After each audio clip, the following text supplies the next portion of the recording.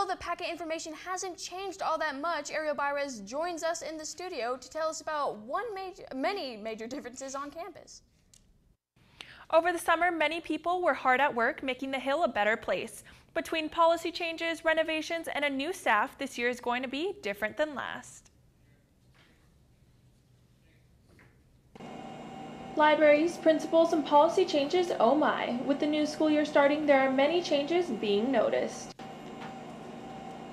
Starting off with the library, it has been completely redesigned. There are 2 new murals that were painted over the summer, one in a section called the Hilltown Hub, and the other behind the circulation desk. The books have also been rearranged, and the new librarian, Sue Ball, is planning on weeding out some of the less popular books to make more space for other different areas. Along with the whole setup of the library being changed, there's new furniture in the silent reading area, and Ball says she's planning on changing even more.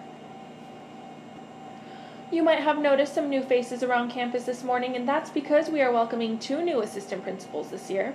The new assistant principals are Jennifer Schultz, who came from Nevada Learning Academy, and Russ Quering, who came from Orem Middle School. If you noticed the new assistant principals, you might have noticed that we are also missing a member from the team of administrators we had last year. Zenon Brooks was transferred to Western High School after 11 years working at Foothill. This means that changes have been made in which dean is in charge of which students. Tina Lahr is now the dean for students with last names starting A through L, and Mark Romanowski is the dean for students with last names M to Z. Tardiness at Foothill was a huge problem last year, and the policy toward tardies changed a couple of times. This year we have more changes to the policy. Principal Lisa Burkhead tells us why it's important. Which requires a parent to come and sign you in the event that you're late. We want Foothill High School students to be the very best students in the state of Nevada, and so being on time and being punctual is actually a life skill that you need to have. Throughout the past years, the cell phone policy has changed at Foothill multiple times, and it's changing again. Cell phones are now only allowed to be used before school, during lunch, and after school. They can no longer be used during passing period or in class without specific permission from your teacher. With the new policy comes a change in consequences for breaking the policy. For the first time breaking the rule, students' phones will be confiscated and can be picked up at the end of the day by the student. For the second offense, the phone will be confiscated, a parent will have to pick it up, and there will be a required parent conference, also known as an RPC. Dean Tina Lahr explains how the rest of the consequences progress. The third time is going to be confiscation again. Your cell phone goes to the dean's office, and you will have to go to in-house for 1 day. Fourth time, confiscated again.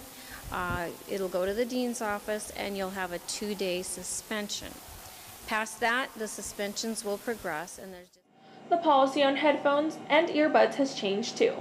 Headphones are no longer allowed to be used in class under any circumstances. They are only allowed before school, after school, and during lunch. They also won't be allowed during passing periods. Lahr tells us how she thinks the new policy will benefit students.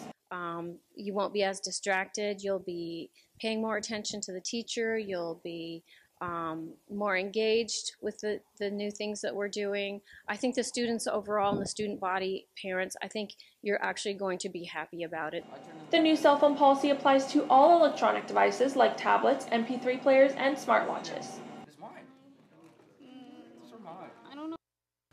For more information on the cell phone and headphone policies, you can visit fstnews.com and search electronics policy.